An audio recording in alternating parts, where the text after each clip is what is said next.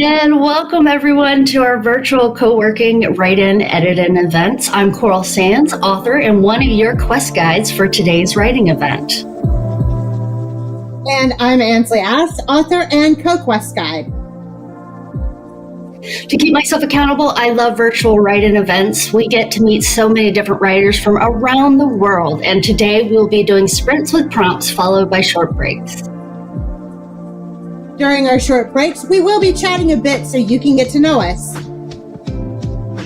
We're live on YouTube, but feel free to watch the VOD afterwards so you can pause if you need more time with the prompts. While you're on YouTube, please click subscribe so you don't miss us go live. And don't forget to share. We appreciate all the support you've shown us so far. Before we get too much further, let's discuss our upcoming events. Coral, why don't you tell everybody what we have coming up? We have the fabulous and wonderful Z Lacson here for our kickoff event. November 3rd, we will have the Lady Wrights. November 7th, we'll have Carson Long. November 10th, Jason S. Wrench. For our halfway mark, November 14th, we have the founder of Nano, Chris Batty. November 7th, Sam McAdams. November 21st, Melanie Johnson. November 24th, Nikki Green. November 28th is Jenny Johnson. And then we'll round things out for our December 1st, thank goodness it's over party. So Sundays are 11 a.m. to 1 p.m. Central, and Thursdays are 6:30 p.m. to 8:30 p.m. Central. And I hope that you'll make it. I post all of our upcoming events in our Facebook group called the Writing Quests, as well as our Substack. So if you want to get them emailed directly to you to remind you when our events are, I'll leave a link to that in the description. So Ansley, what are we doing today? It's finally November, and that means Novel Quest. Novel Quest is a free annual motivational challenge where writers complete a novel writing or editing goal, for example, 50,000 words in 30 days. There are regional, in-person, virtual, and hybrid events, as well as virtual badges to help participants stay motivated while having fun in the process of achieving their goals. To help, Writing Quest also supplies a Google Sheets tracker where writers can track their individual goals, and those who've opted in can see how others are doing and cheer them on. The link to the tracker is in the description. And since it is November 1st, today is our kickoff event, as I said before, and we are so excited to introduce you to our special guest author, Z Lacson. Hello, Z. Hi. Thanks for having me. Yeah, thanks for joining us today. We have some quick fire questions, and then afterwards we'll get to play a game, and then we'll have our sprints with prompts followed by our breaks where we will get to know Z just a little bit better. And full disclosure, Z is one of my good friends, so I'm really super excited to have her here. She is a fantastic personality. Why don't you tell us just a little bit about yourself as we get started, Z? I'm a young adult magical realism author. I've written a trilogy and a standalone book. And what's the standalone book about? The standalone book is my most recently published work called Twice Removed. And it's a story of a second-generation immigrant dealing with his cultural identity and a Filipino folklore monster, the Manananggal. Ooh, that sounds like fun. I know, it's a ton of fun. It's a book everybody just ought to read. Okay, so I have one for you that I don't actually know the answer to, though I feel like as long as I know you, I should. Do you have any pets? I don't. I used to have a golden retriever that was my son's service dog. We had him for 12 years, and he retired when he was 10 years old, I think, and he became a full-time pet then. But as of now, we do not. And something else I should probably know about. Why don't you tell me some of your hobbies?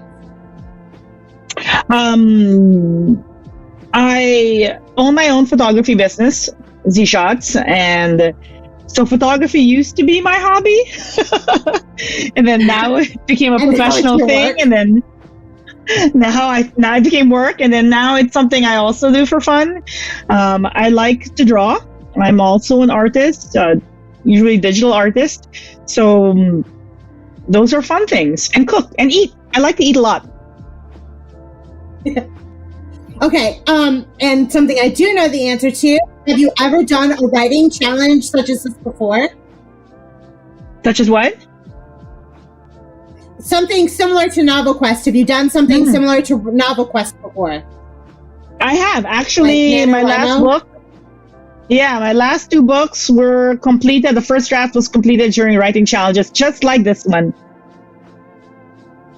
Do you have any advice for somebody out there who's attempting a challenge this month?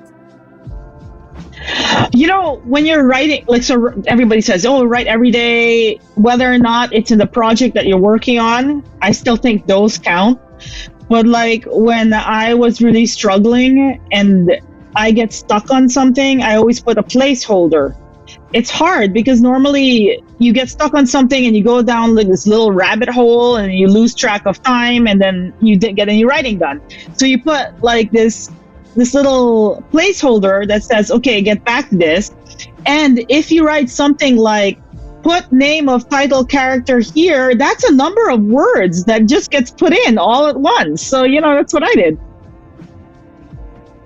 That's excellent advice. I have done a thing where like I write in the full name of my character just when I don't know what to do to kind of get my fingers moving. And sometimes that just kind of loosens things up to move me on to the next one. But yeah, that's an excellent tip. And when I have it, the placeholder thing is huge. Right. Do you consider yourself a planner, a pantser, both, or something else? I'm a planner. When I first started writing, I was absolutely a pantser. And I understand the appeal of it and I understand the process of it absolutely. But it also took me so much longer to edit. The edit process was just harder when you're a pantser. Now I plot. So I think I'm a plantser, I think is what they do it, where I plot generically, like I know where my character is going, but the dialogue in between, what might happen between them, that I pants. And sometimes they do things before I want them to. So that changes things and I adjust accordingly. Yeah, I love it when you have a plan to thing and then my writing is like, excuse you. And it's just in a different direction. And that's, I think when my story really comes, I hear that a lot. And I'm so excited that happens to you too. Love to read your work. It does. In the last book, my character fell in love before they're supposed to fall in love. I'd have never guessed it. I would have never guessed it. That's insane. And a lot of fun. Okay. So what is your favorite place to write? That changes, right? Like I like to write when I'm having my coffee in the morning also, but every now and then you need a change of scenery.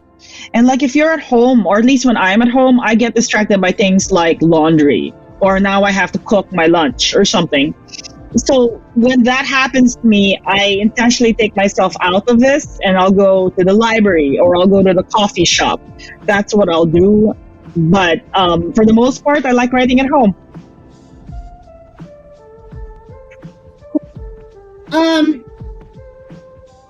So we know you're published because you have 4 books out. Were you published as an indie author or as a traditional author? As an indie author. We went back and forth deciding which path I should take. And I'm a big proponent of when you decide these things, you have to understand why you do them first. And one of the things my husband asked me before was like, okay, why? Is this going to be a career? Do you want money out of this? Do you want to see your books on the shelf? What's your why, right? And one of the big things at that time is that it was important to me that I had control over the cover, that I had control of the marketing of this. It was important to me. So we decided to go self-publishing that way so that I have control of those things. And I'm glad that we did. Your book covers are beautiful. And if I didn't know that you were indie published, I would never have guessed it because that you did them yourself. That's something I know only because I'm your friend. So I really wanted you to explain that to people because you have very bold, vibrant covers. And I totally understand why somebody would gravitate to that cover, to that book, and just pick it up and be like, oh, that's interesting. I think you have a real insight, both because you're a writer and an artist, a real insight into what makes a good cover. So I just think it's fabulous. Oh, I appreciate that. Thank you. Thank you very much. Okay. How long have you been writing? So when I was younger, I would write for the fun of it. You know, it's how we always start, right? We write creatively, we write for the fun of it. And it's not something that I thought I'd be able to do professionally. When I was younger, I wrote a book, a novel-length book, I printed it out on form feed paper and dot matrix and made it small so that I can put it together into an actual book, just so I can have my book on the shelf along my other books that I like.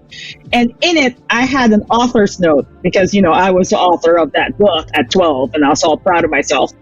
And I wrote, I didn't want to be a professional author because it was so intimidating. I didn't think it was something you could do unless you were super good at it, you know?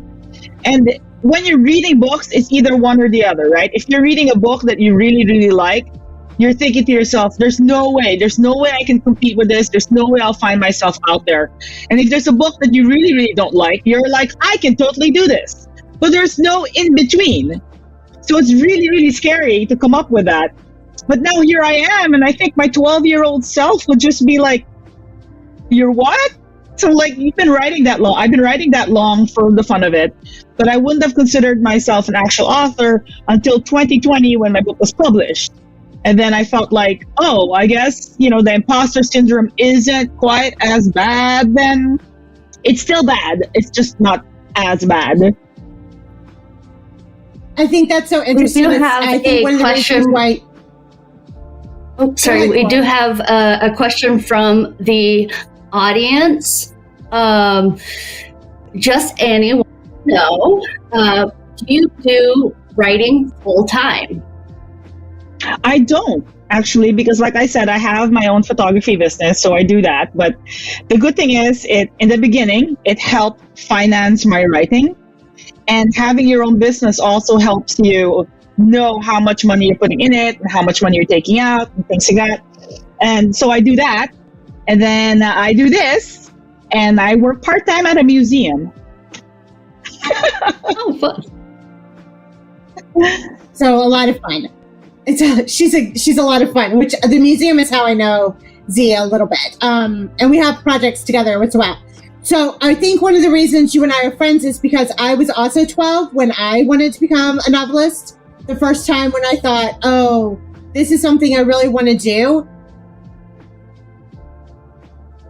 Good for you. Mine's the opposite. When I was 12, I was like, I don't know if I can do this. What about you, Carl? I started writing when I was very young. I was always, nose in a book, either reading or writing my own little stories and stuff like that. So it was definitely, sorry about that. It's definitely fun whenever, you just get to see your writing actually done. And so I just love it. Ansley, you're back. You got cut off there for a second. Sorry, my internet connection is sometimes really bad here. So I'm sorry. Yeah. So, are there any books on writing that you would recommend to maybe writers out there? If you're trying to figure out how to outline a book, I would say Save the Cat was the way to easily break down your story. So I would recommend that as a book to read when you're trying to figure out how to outline your story. I didn't learn that until I was deep into my third book.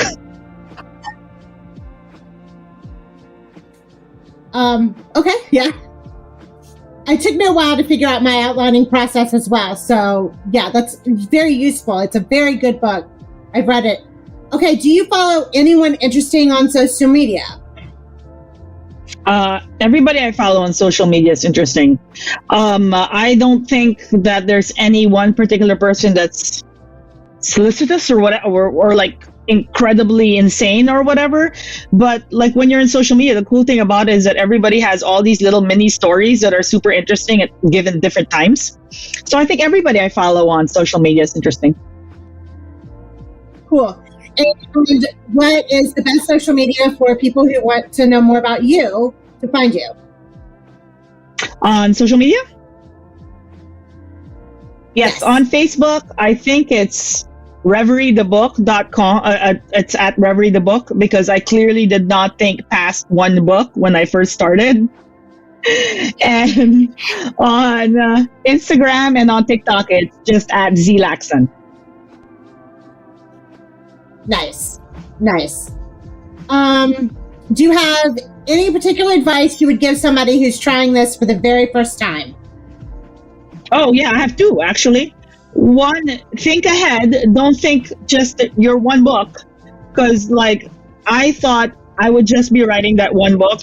And when I wrote it, also, my author name was really, really small because I thought that, hey, no one's going to be really interested in me or care who the author was. So my title was big, which it should be. But my author name was, it looks like I just signed the drawing because that's how I was used to artist stuff.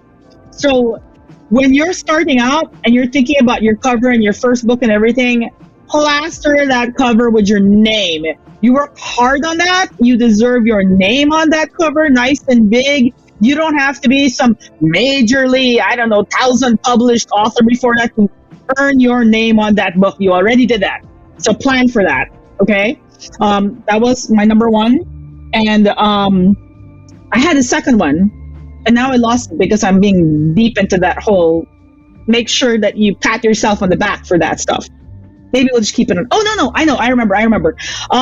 When you have your signature as your author signature, don't make it the same as your regular signature, but make it in such a way that it's easy to write. Like, use your elbow when you sign it so that you're already planning ahead when you have to sign those thousands of books and you're not gonna hurt your wrist that way. Top two. You can tell she's been on book tour. Okay. And when you're feeling writer's block, what do you tend to do? Eat. Oh. Yeah. Okay. So I think that's most of our questions for today. Well, why don't you explain how our game is going to work today? I'm actually really happy to introduce one of my favorite games. When I was a little girl, my mom used to give me random words, and I would have to create a poem for them. It's called a found poem. Now, I do this exercise with my writing group, and it's challenging and fun. So, Ansley, tell us how it works. Okay, so we have randomly picked 6 words, and everyone must try to include as many of these words into a scene as they can. And then afterwards, we will share how many we got, and if we have time, we'll share our writing, but everything we are writing will be on the screen so you can see our process as we write. Everyone can join us for this game, so let's see how many words you can get. You'll get 5 minutes on the clock for this game. Is everyone ready? That's awesome. Let's begin.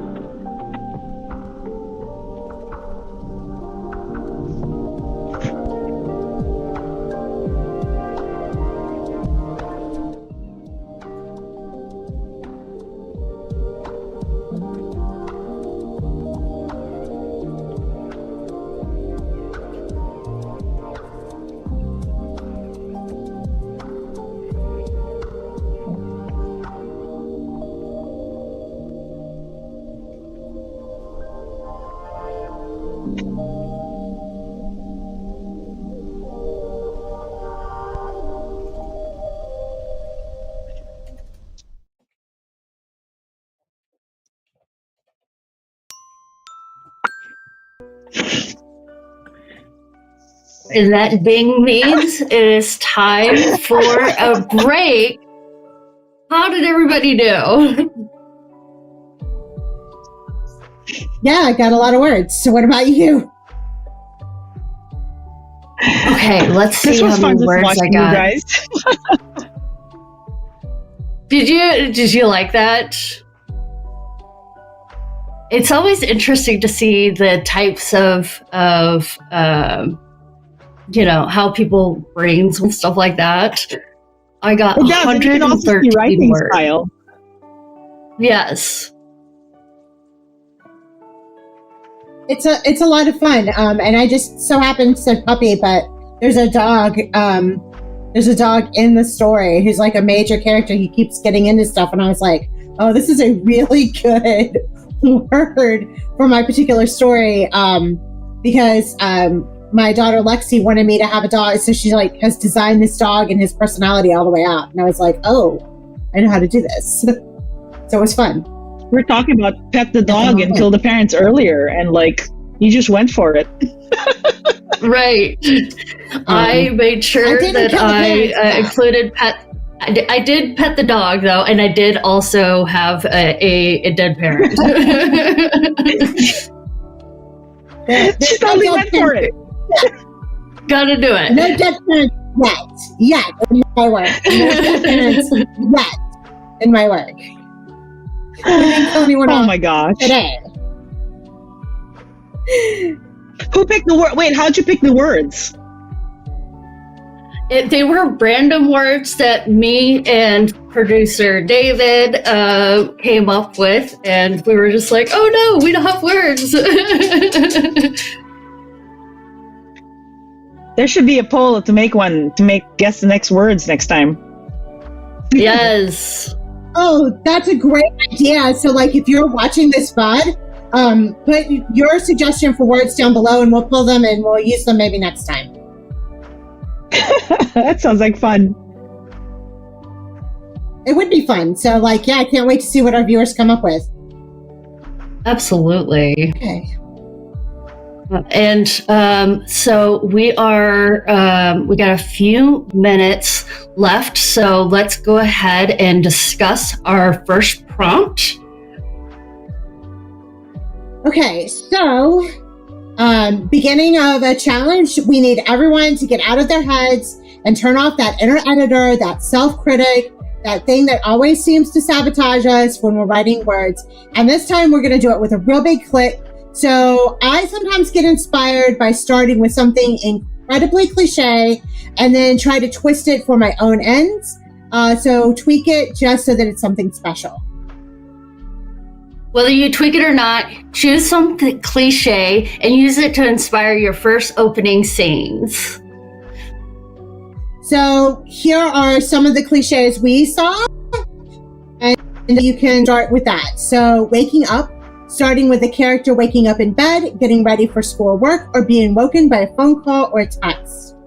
A weather report, giving a weather report in the first 2 minutes or 2. Oh my gosh, that is cliche. I can't tell you how many books I've read like that.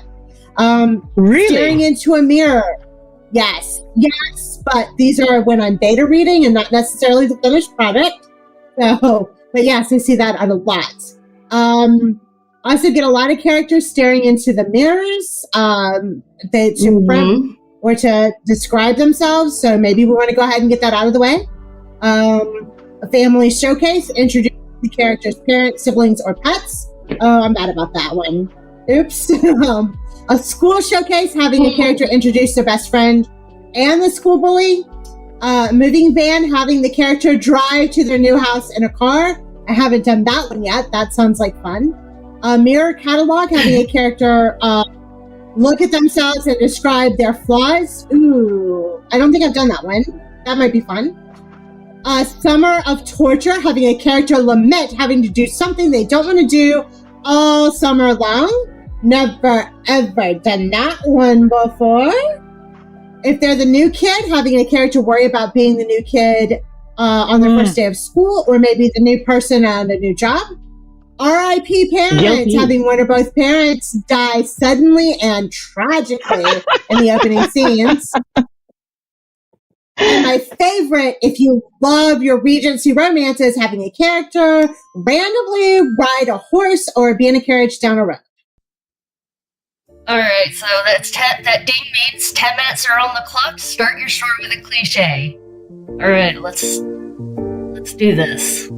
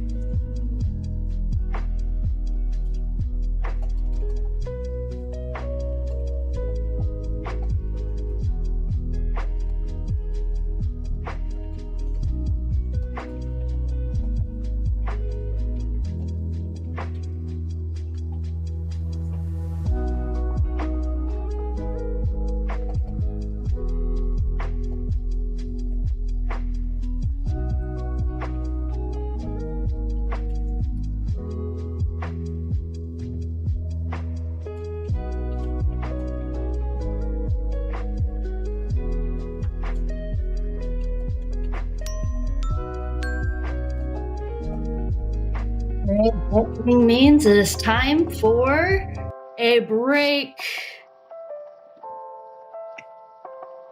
I love how different your genres are. Yeah, right. Our genres are way different. It's so different. It's really fun to see. Yeah, I don't know. I feel like this section is like way more romancy than my normal mystery is, but yeah. But it's kind of part of this whole writing thing, right? I mean, like when you're doing these quests, these challenges, or to get out of your box, try something different, try something new. And this story is basically writing itself. Go, Coral. Tell me all about you.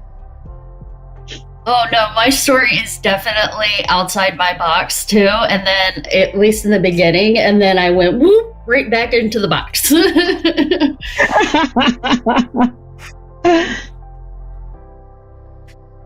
Well, it's cool because so these will tell you how to get used. What these quests or these challenges will help you find what you're comfortable with what you like to write, and then you'll learn more about yourself with it. That's definitely been the case.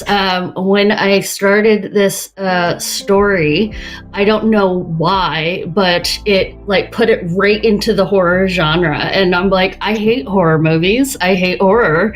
And yet I'm writing a horror thing. And then it went into a shifter paranormal fantasy. And I was like, yep, that's back where I want to be.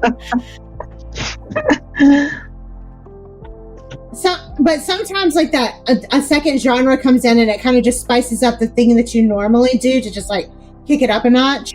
And I have spent a couple of books with this character having a specific thing, and I was like, oh, what if we change this up a little bit? What if we give a little bit of a different kind of part of her backstory? So yeah, Long Lost Love is coming back, and she doesn't know how to handle it. So are you guys writing with the projects that you have in mind for November? Yes, I try to write with the project that I'm doing for Novel Quest. And so each one of these prompts, I'm trying to gear it towards my story in some way. I might not use any of it. It might just be a practice to learn more about the characters or whatever. But I do try to always gear it right back into that same story. And I am writing a little bit in my story. My Novel Quest story came to me like boom in a flash, and like it just over the last month, like it took 6 weeks to get it plotted, and I've never had one. I've only had one other one come together that fast, and I wrote it in 10 days. So it's done in 10 days. Really? So yes, but it took 13 days to write it because I wrote so much. In so many hours, like my hands were swollen, so I had to take 3 days off to rest my hands. But yeah, so we'll let you know. We'll keep you prompted as to how many days it takes for me to finish this one. But yeah, I've got so many parts. I probably end up with at least a 60,000 words, at least in the first draft. That's what I'm aiming for. That's my stretch goal. My main goal is 50,000 words in 30 days, like usual. But my stretch goal is 66K. So we're trying to get there. Okay, with a minute left to go, let's shift into our next prompt, which is let's use some dialogue. If your characters have not yet been talking to each other, they really need to. I write most of my first draft is almost completely dialogue back and forth with very little where the scene is or where anything else is, and all that gets added in later. But especially when I write in a series, I already know where the scenes are, so I'm like, okay, if you're sitting in this bar, I've already described that bar somewhere previously, so now we just go back and clean it up. So it can be very, very sparse because I see it mostly in dialogue anyway. What about you, Coral? Same. I tend to do my first draft is very dialogue heavy, and then I go in and I add all of the bits later. So yeah, dialogue's super important, and we want to use this dialogue to reveal something. So see if you can do that in your writing. All right, 10 minutes on the clock, and let's do this.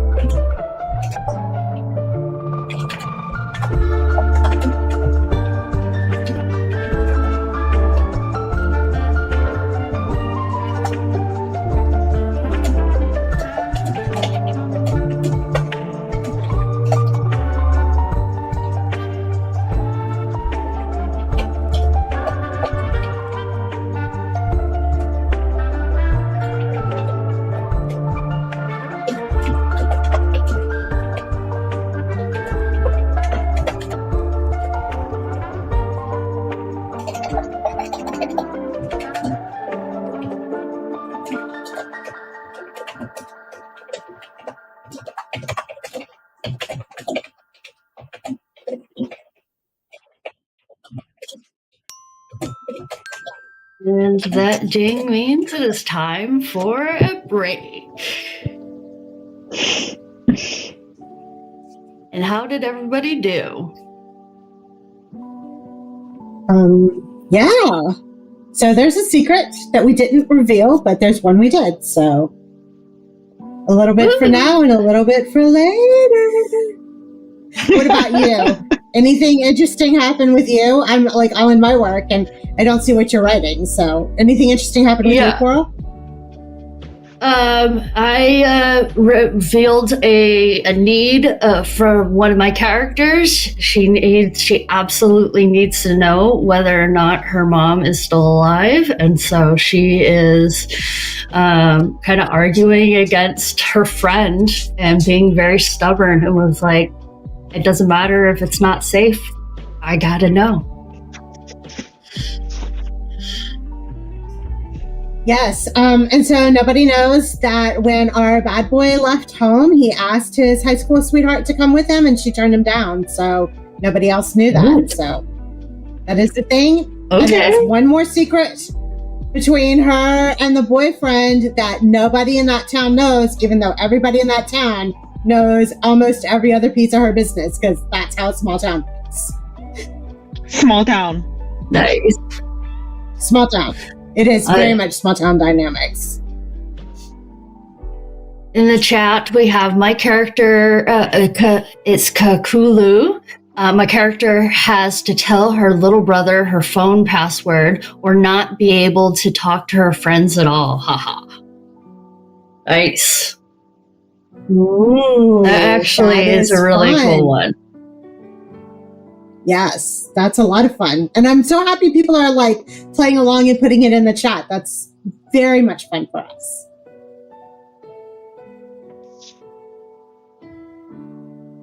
And man, that 10 minutes went so fast. I blinked and it was over. And like we're halfway through this break even, and I'm going to remind everybody to hydrate. So make sure you hydrate, and also if you haven't already, make sure you click save.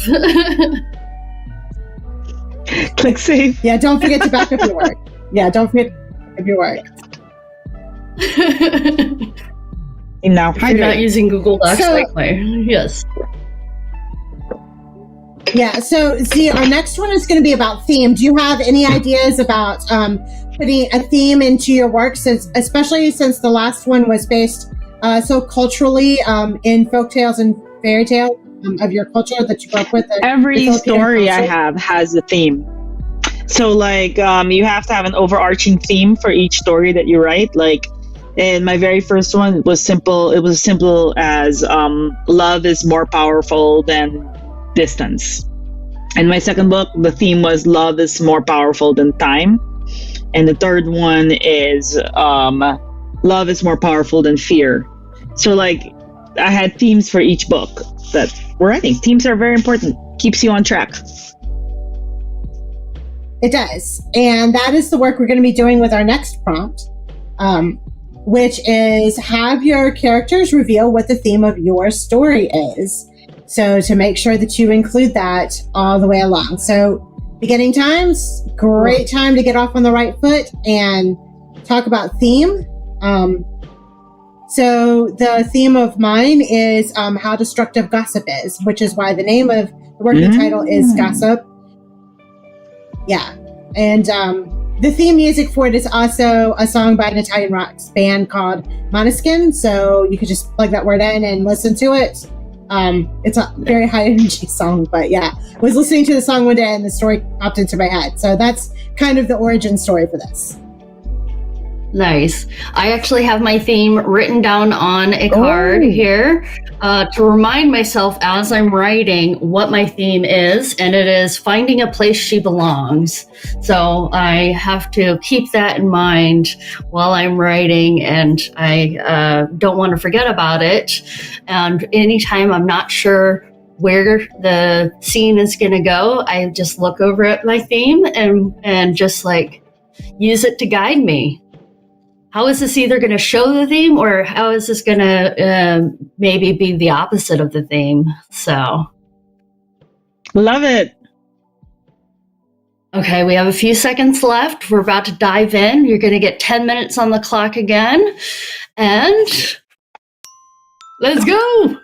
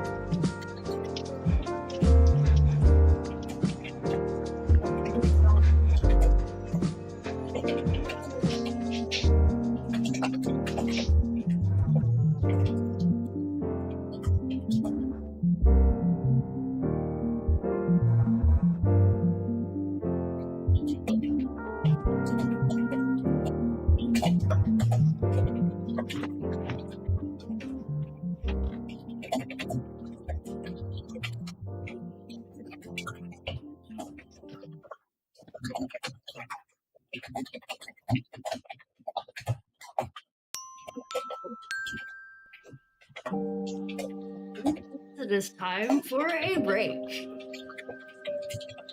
How did As if I everybody can, do? How right? many words did you get? Whew, that's a great question. Let me click in and see. I think this was a lot. A lot. Oh my gosh.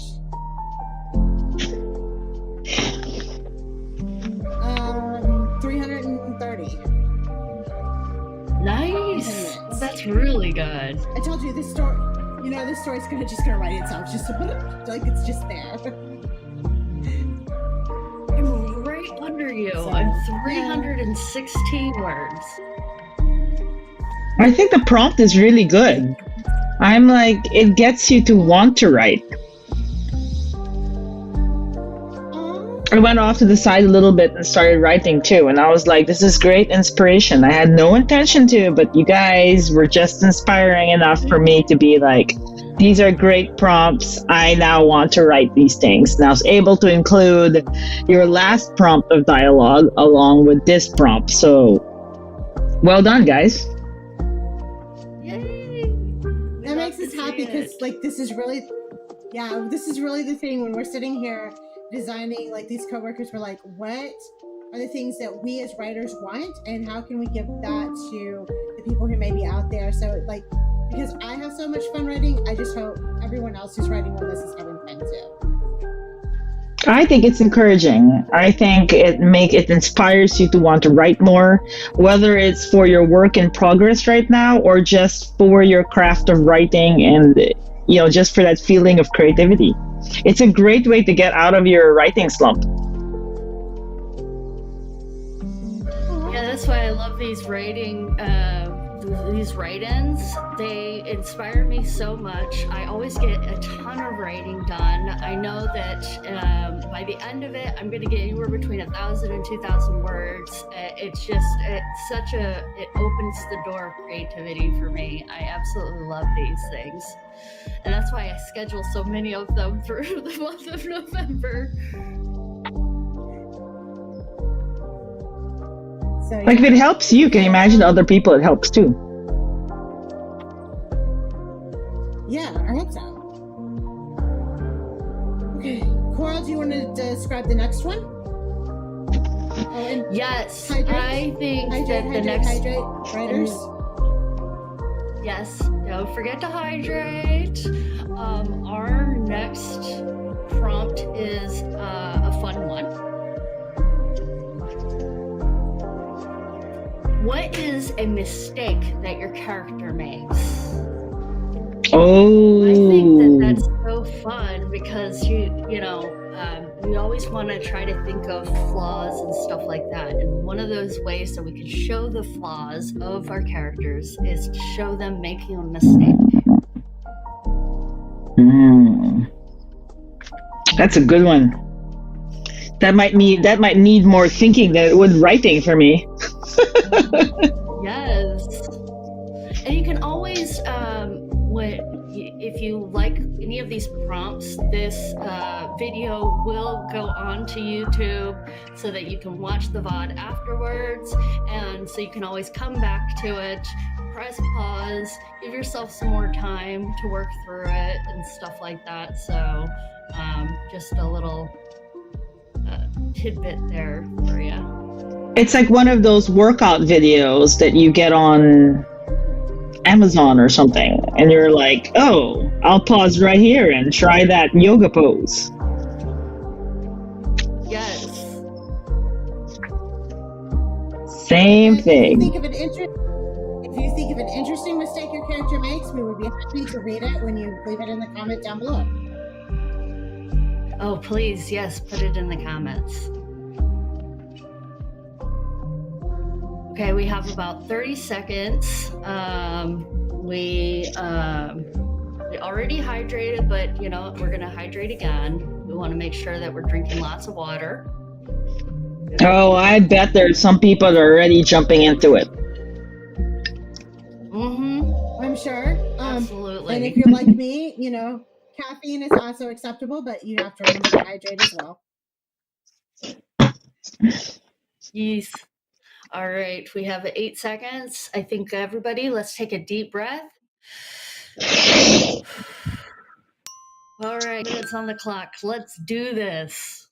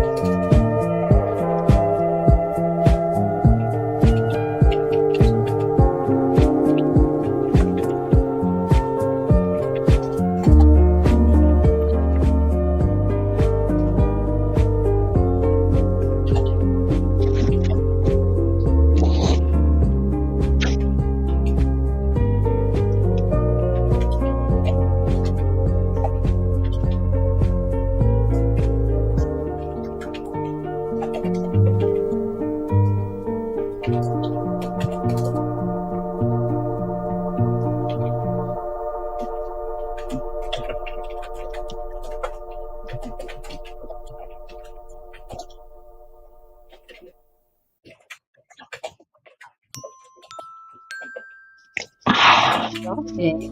Says I'm Already? It's so fast. I know 10 That's minutes a good just thing. doesn't seem like it's enough. Yes. I know. It seems like I'm Okay. getting It's in the nice. middle of a good part, and I start. Right. You're like in the zone. Like, oh, can I stop? I love that. I love that. But, yeah, I love it. Okay, what kind of mistake did your character make, Coral? Can you tell? Fish. Yeah, actually, so I had already kind of hinted at the mistake during my dialogue and during the last one where the theme stated, and the decision is that she is going to go into the building that her mom used to work at so that she can confirm whether or not her mom has passed. And it is definitely a mistake. She is not going to... it's not going to be a good day, but she's stubborn and she's gonna make it anyways. Okay, so my character is going on trial, and he has given his attorney a list of places to investigate, but he gave it to them the wrong days. So his alibi may not alibi because he's told his attorney information. And so he's got to fix it, and no time to really investigate and get his story nailed down. And so the attorney's going to be flat-footed here in a few days. Oh, it's going to be like this whole courtroom drama.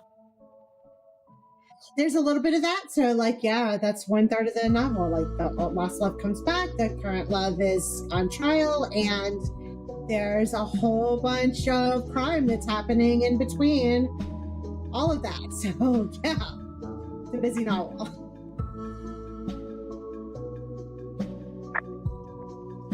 What happens next? So we're going to go back and talk about theme a little bit more. One of the things that some writers talk about is how they feel like the hardest thing to do is to take a risk with your setting. And so we thought it would be fun if we tried to incorporate a prompt where we said, what is the opposite of your theme? And describe a setting that would be the opposite of your theme. So, mine would be gossip. So, where would it be set? I think maybe a library. Not a lot of gossip goes on in the library. It's very quiet and reading. I don't know what would be the opposite of gossip. But it's someplace very quiet, I would think. Like a venue? Yeah, like a venue.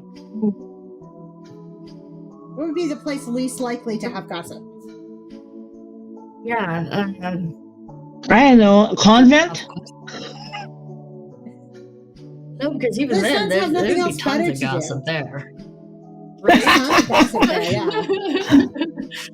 I have nothing else better to do. I think a library might be the place, because it's a place that's very contemplative. So, but it's, all about the books and facts, and it can be very dry. So I would think there wouldn't be a lot of gossip in a library, or least likely to have gossip. Maybe if you're just a patron. No idea. I'm sure the staff gossips. Yeah. Yeah, I know. That's right. Hard. It's hard. This is hard. This is very hard. I think that I'm going to continue my same, kind of thoughts that I've been, the stream of consciousness that I've been writing, and I'll probably stick my character in the building because her theme is finding a place where she belongs, so I'm sticking her in a place she doesn't belong, and to find out about things she doesn't need to know. But she's too stubborn to realize it just yet. I realized my battery is about to die, so I might get kicked out. Oh no! Aw. Well, it's been great having you here. We will be very, very happy. It's sad to see you go, but we'd be happy to have you back. So, thank you so much for hanging out with us. It's been amazing. Okay, Absolutely. So you know what? Everybody else, after this, before you're starting this, you have to make sure your battery's charged. Yes, absolutely. Or plugged in. Or plugged up. Absolutely. All right, 10 minutes on the clock, and let's do this. And we may or may not have Z with us the whole time, so we shall see. It's kind of like Schrodinger's cat.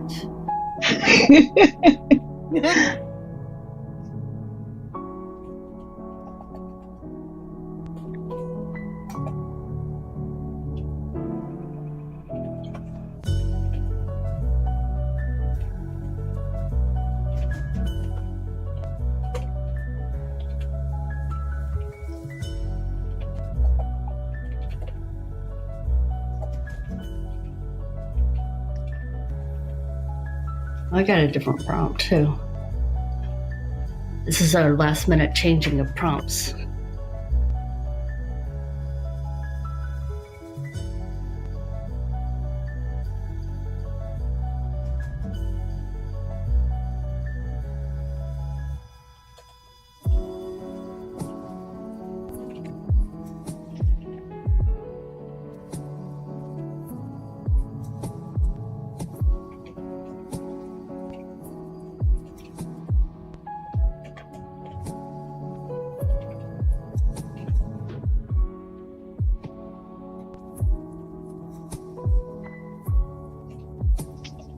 Yes.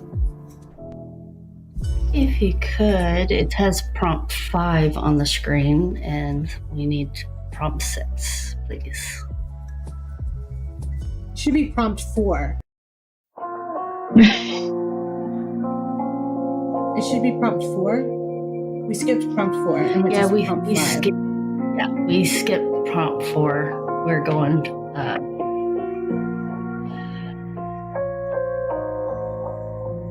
So, like, I went back and picked up prompt 4. Yeah, so we should be back to 4, and then it'll be 6 next time. Oh, sorry. I'm lost. I don't know. Yeah, I apparently skipped one. Okay. We were just very excited. I know, right? So excited. That mistake one was just that mistake one was just a really, really exciting prompt. We were ready to be there. Okay. Right. All right, prompt 4, and then we'll go to 6 after 4.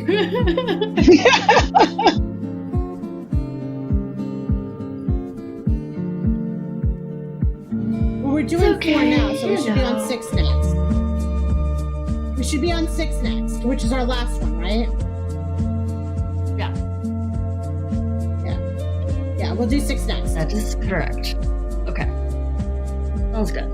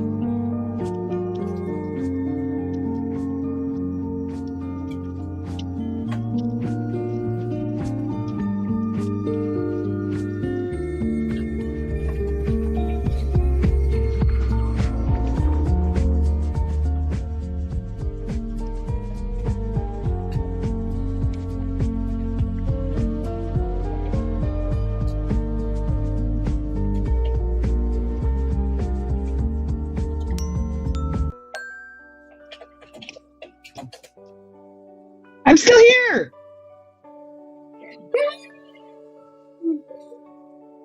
Woo. So happy to have And you that here. 4%. Okay. Aw. Well, we only have We're one more holding on prompt tight. to go. Yeah, fingers crossed, fingers crossed. One more prompt to go, and then we can wrap things up. And hopefully everybody can remember to make sure that you align your scenes together. Don't forget to save. Don't forget to back it up. All the good things. Yeah. We ended up at the morgue, by the way, because that's this place where like gossip, the opposite of gossip, because it's got to be precise. But it took me a while. Good I had to job. sit there and like just type and type and type until I figured out like where the heck is this scene set. And then I was like, oh, I do know where we're putting that in. So, like, What if your entire story is your character not being in the place where they're supposed to be? So, like, if that's the case, they should be in a place they're supposed to be. well, like a place where they're comfortable or at home. What would that look like? How would they do that, right? Like, they're going to have a memory. Like, if the book is about that, then wouldn't they have a memory about, like, what it feels like or what a place they may imagine for what it would feel like? So that would be important information the character would need to know, I would think. That's good. That's true. So some of these prompts are designed to stretch us and, like, come up with something, I guess. What about you, Cora? How did it go? As it should. Mm-hmm.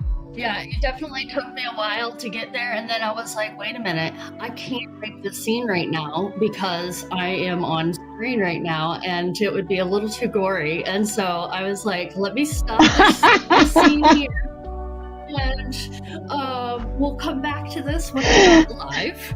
And, so... Yeah, I'm like way ahead. I'm like, and I don't have names for people, and I don't have like we just have like things like out of place. So like this scene is gonna need to be cleaned up, and yeah. And I don't even think this is one of the ones on the note card either, but like it does need to be in the book. So there you go. Extra. I'm down to 1%, so I think I will say goodbye and thank you just in case, because I don't think I'm going to make it the rest of the time. Bye, Z. Well, Thanks it's so been much. a pleasure. It's a pleasure having you with us. Great. Okay.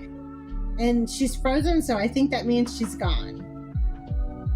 Yes. All right. Well, I guess that means... Yeah.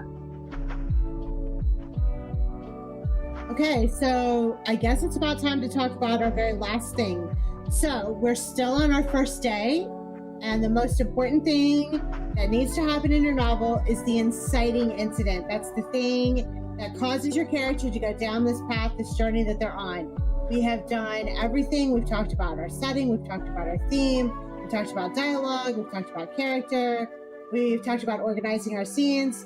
So now it is time for us to find that inciting incident and just really what is it that sets that character down the path.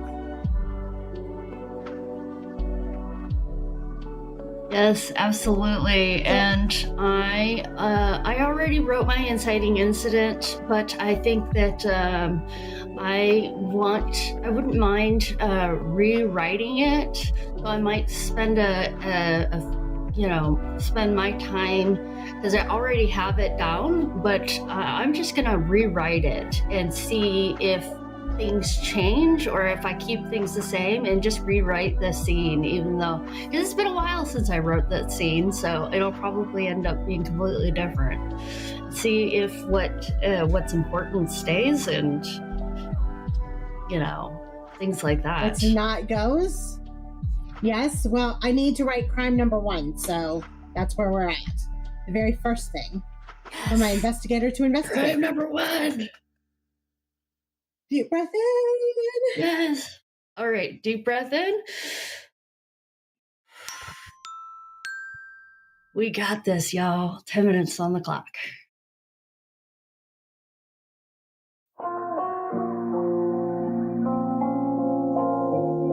All right, what happens next?